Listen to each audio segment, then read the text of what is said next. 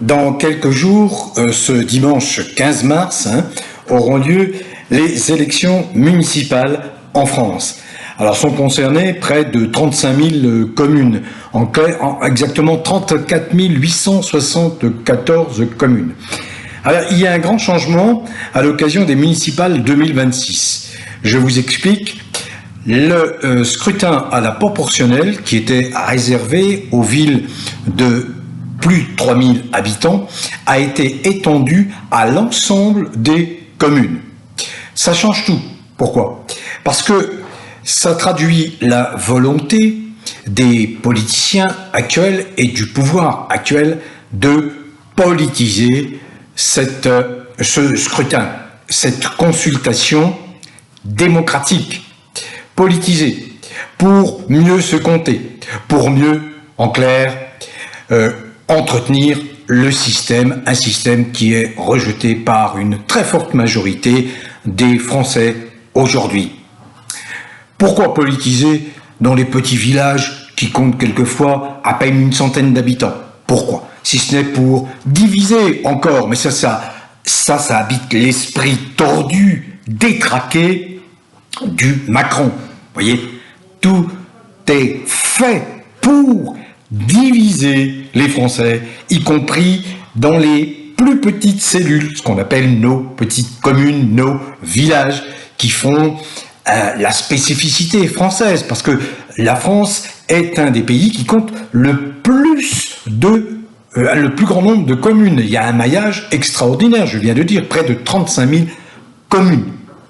Mais heureusement, jusque-là, la politicardise n'avait pas gangréné l'ensemble de la France, en particulier les territoires ruraux, la France profonde, qui conserve quand même un fond d'humanité, un fond de bon sens. On est loin des métropoles où la décadence, la dérégénérescence, le wokisme, les détraqués sexuels se manifestent à tous les coins de rue et vont même perturber la vie de nos petits gosses dans les écoles. Ça, c'est vrai dans toutes les écoles de France, et ça, c'est un scandale absolument innommable. Cette loi Evars, je n'entends aucun député, aucun sénateur s'élever contre cette loi Evars. Je crois un seul qui a parlé du transgenrisme en des termes très sévères. Mais cette intrusion de détraqués sexuels qui veulent faire prendre des vessies pour des lanternes à des petits gamins qui sont en construction, mais c'est vraiment absolument scandaleux. Donc, les élections municipales. Alors, je prends la parole parce que je viens de vous expliquer ce qui se cache derrière ces élections municipales.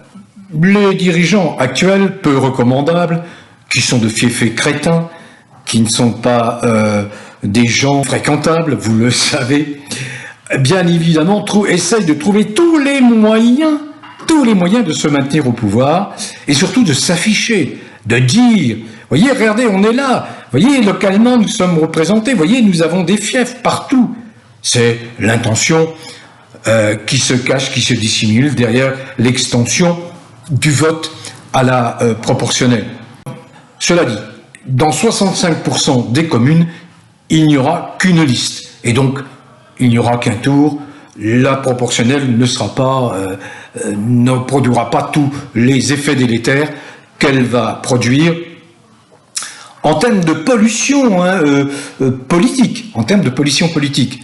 Cela étant, c'est vrai que la proportionnelle en soi, bien mise en place, n'est pas une mauvaise chose, la proportionnelle en soi. Elle n'est pas une mauvaise chose. Sauf que là, il y a des intentions perverses, c'est-à-dire la politisation à outrance. Vous voyez, ils vont dire, voyez, moi j'ai tel fief, tel prix, voilà. Est-ce qu'on attend de ça, de ces élus?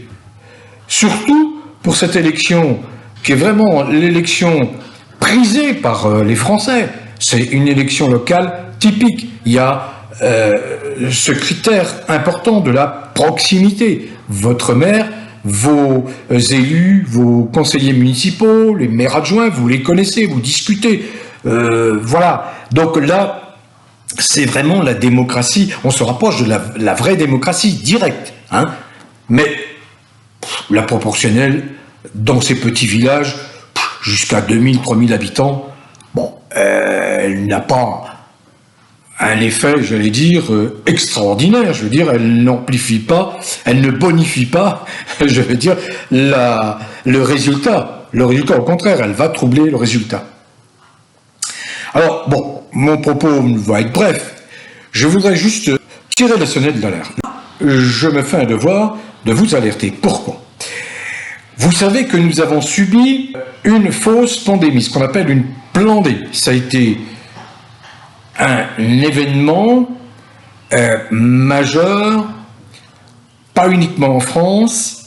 C'est une intention des mondialistes, de quelques personnes, Bill Gates, etc., Schwab, le Nouvel Ordre Mondial, etc., Fauci, etc., un certain nombre de gens, et Macron, pour dominer les gens, les contraindre, les esclavagiser, ils ont lancé cette fausse pandémie. Alors aujourd'hui, la vérité éclate partout, les preuves sont partout, il y a des dizaines de millions de morts suite à injection des poisons, Pfizer, Moderna, etc. Bon, ces grands labos font face aujourd'hui à des procédures judiciaires extrêmement lourdes. La preuve, c'est que Bill Gates, qui a la main mise sur l'OMS, est aujourd'hui traduit devant les tribunaux néerlandais et il est fort à parier qu'il va être lourdement, très lourdement condamné parce que toutes les preuves sont là. Merci, il faut dire, merci à Robert Francis Kennedy, qui est le ministre de la Santé des États-Unis, qui a permis que soient révélés tous ces actes absolument odieux, criminels.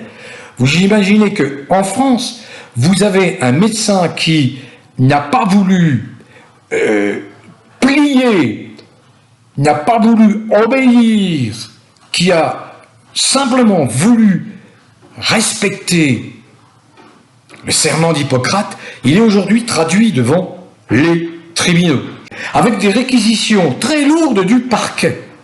Le jugement interviendra, je crois, au mois de juin 2026, dans quelques mois.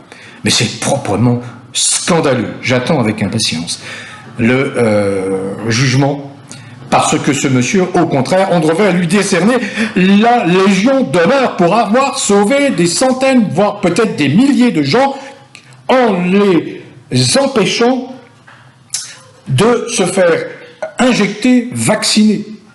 Bon. Donc, pourquoi revenir là-dessus ? Parce que, sans exception, tous les partis politiques siégeant à l'Assemblée nationale et au Sénat ont marché dans la combine criminelle de Macron, culpabilisant les gens, en les incitant, avec des propos extrêmement durs, en les incitant à se faire vacciner, à porter le masque, à obéir à des criminels comme Macron, alors que nous savions, je savais moi dès le départ, dès mars 2020, qu'il s'agissait là d'un crime contre l'humanité, que ça n'existait absolument pas, que ce vaccin n'a jamais été validé, qu'il s'agit en réalité d'une arme biologique. C'est ce que dit Kennedy aux États-Unis. Et en France, ils ont tous ces partis politiques les plus en vue, de gauche comme de droite, marcher dans la sale combine macronienne pour inciter les gens, culpabiliser les gens. On a fait face à des connerie monumentale, ce confinement des attitudes. Vous devez, si vous êtes dans un restaurant, sur la terrasse, si vous êtes debout, vous pouvez pas être contaminé. Mais c'était du grand n'importe quoi, à l'image de ce cinglé de Macron. Et ils ont marché dans la combine. Vindicatifs, accusateurs, comme un certain Mélenchon à un moment donné, qui a menacé d'aller chercher de force les gens s'ils ne se faisaient pas vacciner, qui prônait le port du masque alors que toutes les études les plus sérieuses montrent la dangerosité, les effets extrêmement néfastes du masque.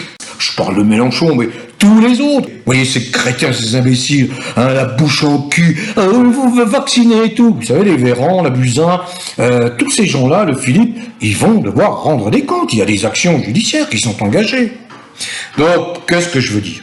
Aucun bulletin ne doit être donné à tous les candidats qui représentent ces partis politiques. Qu'ils soient de gauche, qu'ils soient de droite, qu'ils soient où que vous voulez, que ce soit la France insoumise, les socialistes, les communistes, que ce soit les écologistes, que ce soit les républicains, que ce soit les bras cassés macroniens, Horizon, le Modem, et puis alors tous ces gens du Rassemblement national qui ont marché dans la combine macronienne.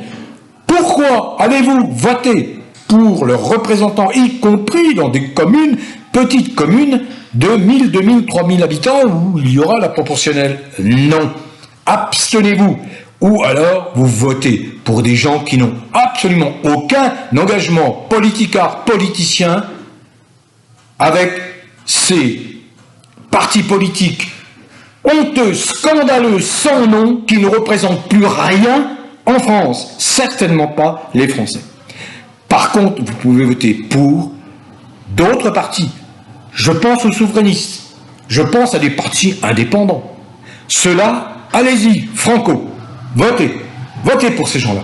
Mais, de grâce, c'était d'être naïf, d'être crédule. Ne vous laissez pas endormir par les boniments de ces gens qui représentent tous ces partis politiques institutionnels. Ils ne valent pas un clou. Surtout à l'échelle locale, votez pour des gens en qui vous avez confiance et qui ne sont pas encartés. Surtout, ne votez pas pour les gens encartés qui ont marché dans la sale combine de la fausse pandémie, donnant pleine satisfaction au cinglé de Macron. Bon vent à tous, prenez soin de vous, et surtout, si vous votez, votez bien. Votez bien comme je viens de vous l'indiquer. D'accord ? Bon vent, prenez soin de vous.